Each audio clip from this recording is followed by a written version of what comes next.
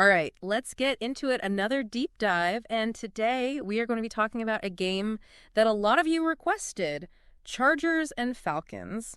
And I think a lot of you requested this one because, on the surface, it just seemed like a really interesting clash of styles. Yeah. Kind of like a classic, like a smash mouth football versus air raid offense. So are you ready to dive into this one? Yeah, absolutely. This is a great one to break down because it really highlights how the game is evolving at the NFL level. Yeah. You've got the Falcons coming in, like you said, with that old school, ground and pound, run heavy, control the clock mentality. And then the Chargers, who are, part of this new wave of, explosive pass heavy offenses that we're seeing more and more of these days. Totally. So should we set the scene here a little bit? Yeah, let's do it. All right, so Mercedes-Benz Stadium down in Atlanta. Both these teams are fighting for playoff spots. There's a lot on the line. And early on, it seemed like the Falcons just had their way with the Chargers, especially on the ground. Yeah, you could just tell right away they had a game plan. They were going to establish the run, and they were going to stick with it. And Bijan Robinson, the rookie running back, was unbelievable. He had, 85 rushing yards and a touchdown in the first half alone? Yeah, he was a man on a mission. But you also got to give credit to that offensive line. Those guys were moving people, creating those huge holes for Robinson to run through. They were like road graders out there. Yeah. They were just like paving the way. It really makes you appreciate the importance of a good offensive line. Oh, absolutely. Yeah. Everyone loves the flashy runs and the touchdowns. But it all starts up front with those big guys in the trenches. Those unsung heroes, for sure. Yep. They don't always get the credit they deserve, but they're the foundation of a good offense. No doubt about it. And for the Falcons, it wasn't just about running the ball either. Right. Desmond Ridder, their quarterback, he was playing a very efficient game, I would say. Yeah, very smart, very disciplined.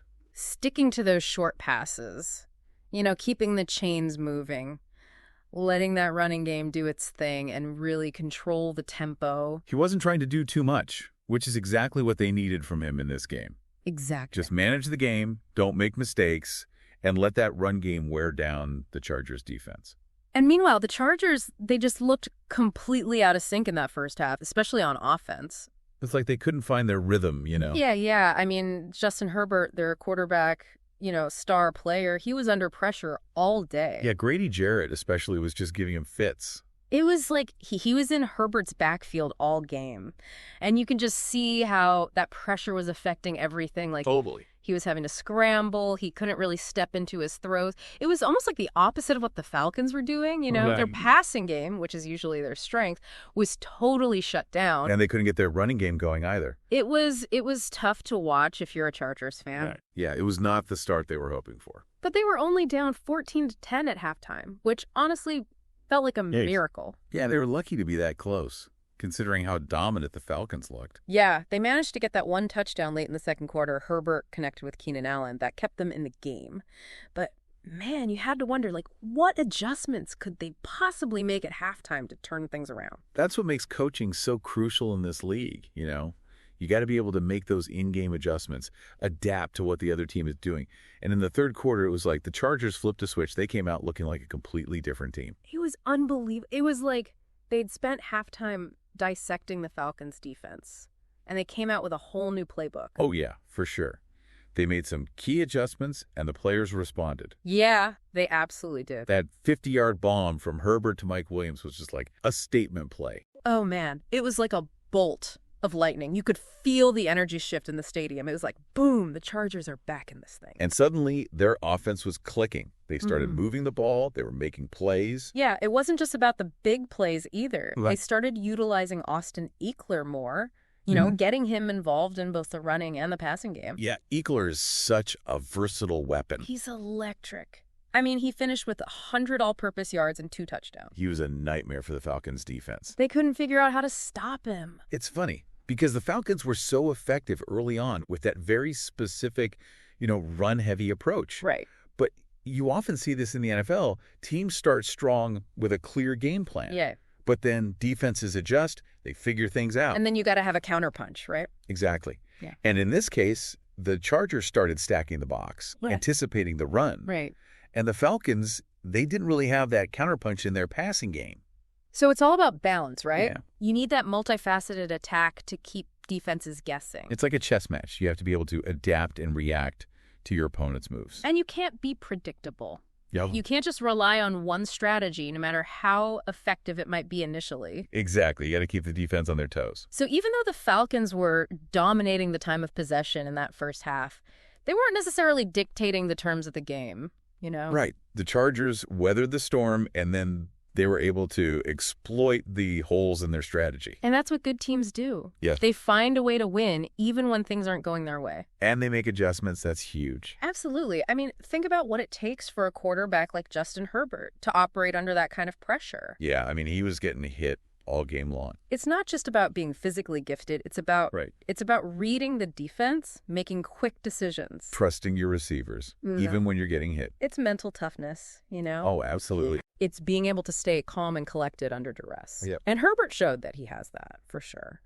But the Falcons didn't just roll over, did they? No, they fought back. It became a real back-and-forth battle. It was a great game to watch. It was. You know, Desmond Ridder connected with Kyle Pitts for a touchdown, and suddenly they were back in the lead. Yeah, Ridder made some really impressive throws in this game, especially that one to Pitts. It was a thing of beauty. And the Falcons' defense, they kept making plays, too. Yep, they weren't going away quietly. It was a true test of both teams' resilience. Absolutely. It really felt like either team could win. Oh, yeah, it was down to the wire. But then, in the fourth quarter, the Chargers' defense, they started to step up. They made some big plays when they needed to. Yeah, Khalil Mack, the veteran linebacker, he had that crucial sack on Ridder, that first punt, and you could just feel the momentum shift again. Mack's a game changer. Oh, he's a disruptor, for sure. You could feel the energy shift on the field when he made that play. Like the whole stadium just like exhaled, you know? And the Chargers defense, they just started swarming after that. It's amazing how one player can have such a ripple effect, isn't it? It's incredible. It's like a chain reaction, you know? One big play can spark an entire team. It's contagious, that energy, that momentum. And then, of course, we got that classic Justin Herbert game-winning drive. Oh, yeah, ice water in his veins. Marching them down the field with those precise throws, perfect clock management, that final field goal by Cameron Dicker. I mean, that was as clutch as it gets. Herbert really showcased his leadership in those final minutes. He didn't let the early pressure rattle him. He stayed focused, he made smart decisions, and he delivered when it mattered most. He's a gamer, that's for sure. Absolutely. You know, I was thinking about something you said earlier about how the Falcons' run-heavy approach, you know. You were saying it might not be sustainable against tougher opponents. Do you think that's something they can adjust, or is it more of a... It's a great question. I think they definitely have the personnel to be more balanced.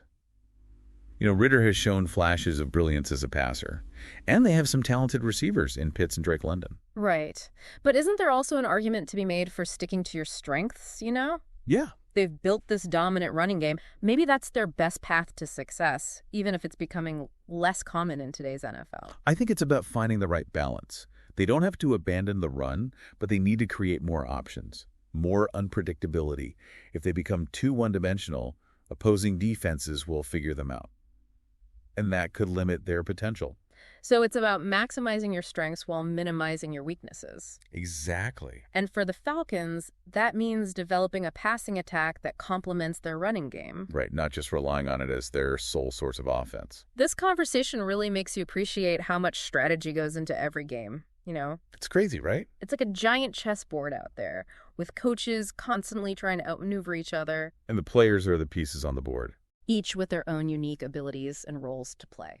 That's what makes the NFL so fascinating. Yeah. It's a constant battle of wits, athleticism, and execution. You know, speaking of individual players, I want to circle back to Khalil Mack. You mentioned earlier how one player can have a ripple effect, and his impact on the Chargers defense was undeniable. Mack is a fascinating case study in veteran leadership. Right.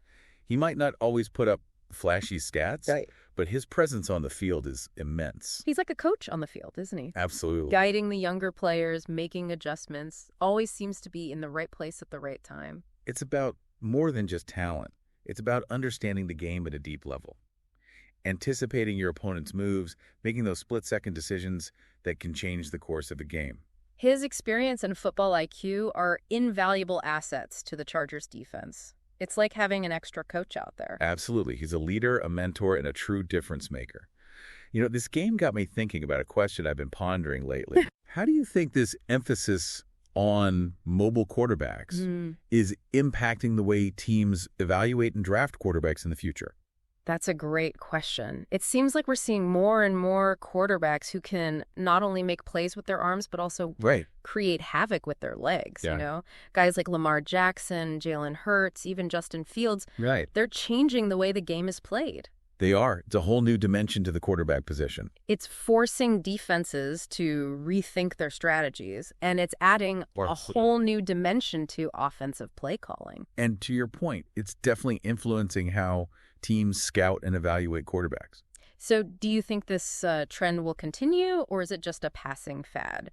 What does it mean for teams that have invested in more traditional passers, like the Chargers with Herbert? It's a fascinating debate. On the one hand, the NFL has always been a cyclical league. Right. What's popular one year might be out of favor of the next. Right. But on the other hand, this shift towards mobile quarterbacks seems to be more than just a trend.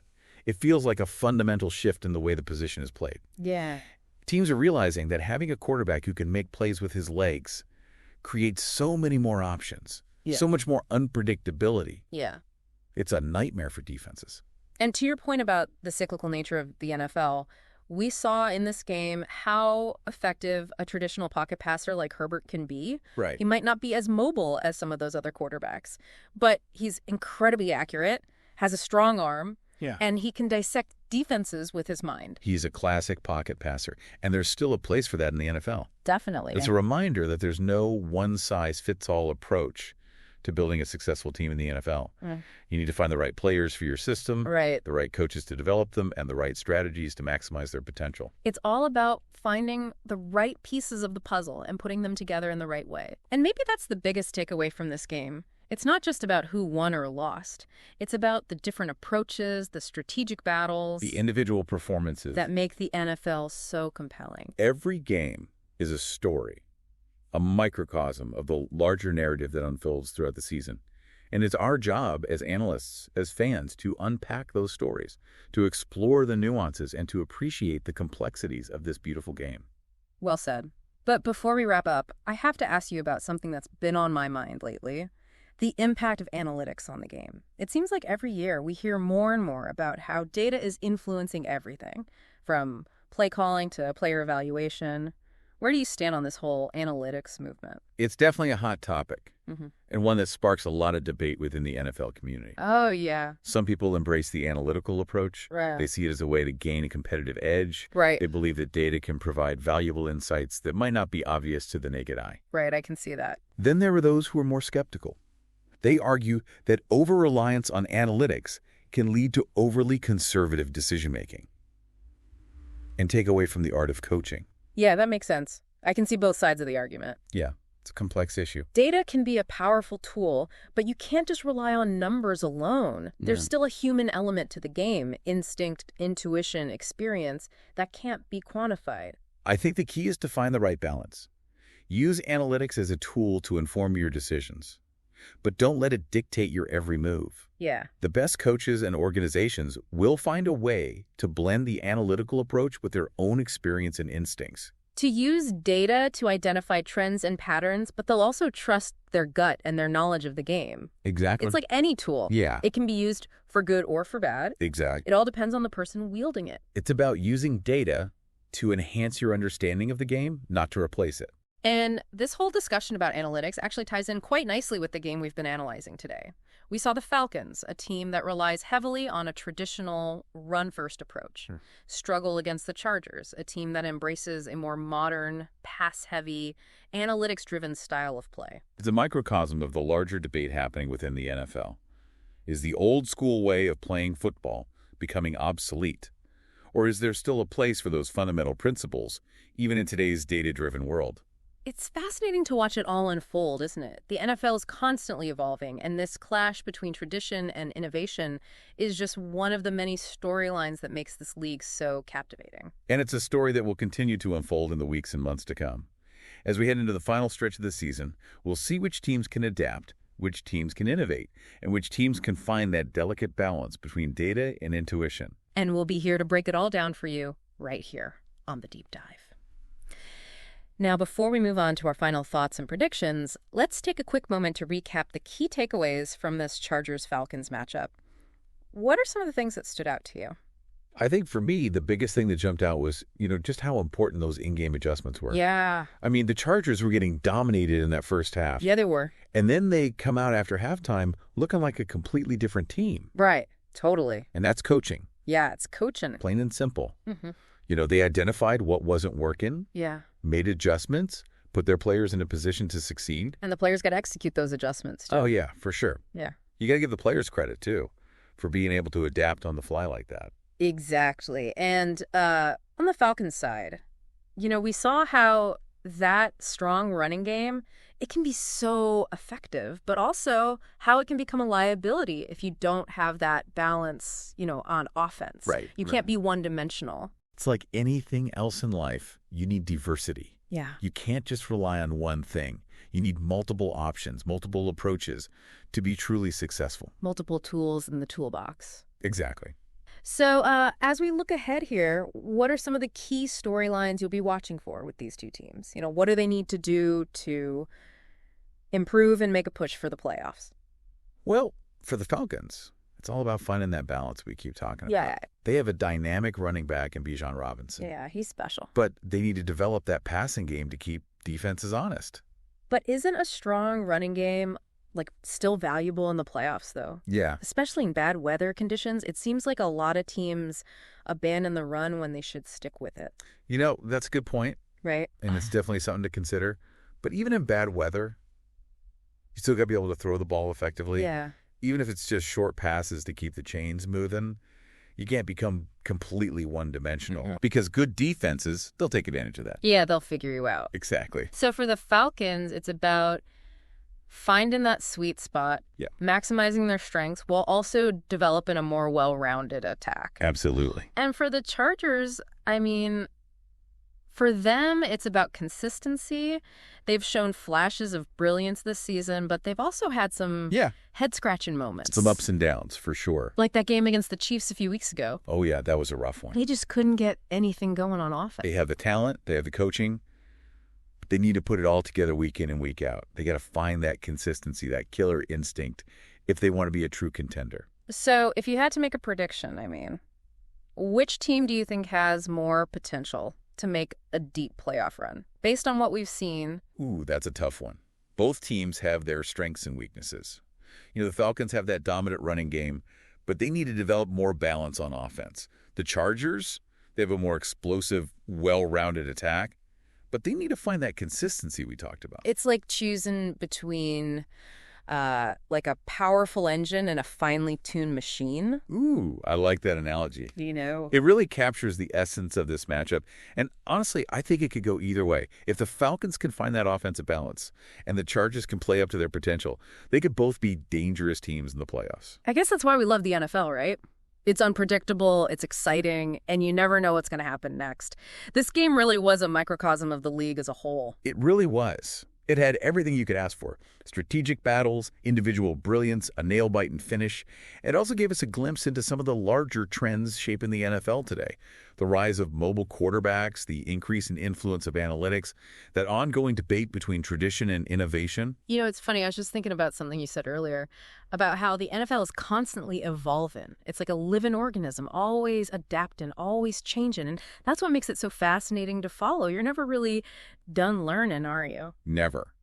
There's always something new to discover, some new wrinkle to analyze, some new trend to dissect. And that's what keeps us coming back for more. Exactly. And that's what we try to do here on the Deep Dive, to go beyond the surface, to explore the nuances, to share our insights with you. It's about more than just watching the games. It's about understanding them, appreciating them, engaging with them on a deeper level. So as we wrap up this episode, we want to leave you with one final thought. Don't just be a spectator. Be an active participant in the NFL experience. Pay attention to the details, ask questions, challenge assumptions, and don't be afraid to dive deep into the fascinating world of professional football. And most importantly, have fun. That's right. The NFL is a game, and games are meant to be enjoyed. So, whether you're a diehard fan or a casual observer, we hope you enjoyed this deep dive into the Chargers-Falcons matchup. Until next time, keep learning, keep exploring, and keep diving deep. Today is your lucky day. Today is the day that our $3 website works for you, paying you directly to your PayPal daily. Imagine $3 ongoing continuous payments to your PayPal account. Imagine falling asleep and waking up to $300 in your PayPal account. How would this make you feel? How could this help you? What bills could you pay? What kind of fun could you have? What does that retirement look like now? All for a one-time payment of $3. This website is DFY done for you, fully built and completely hosted, and never stops collecting payments for you. You have spent $3 on coffee on a regular, but that coffee won't help you create multiple streams of income. Click the link below.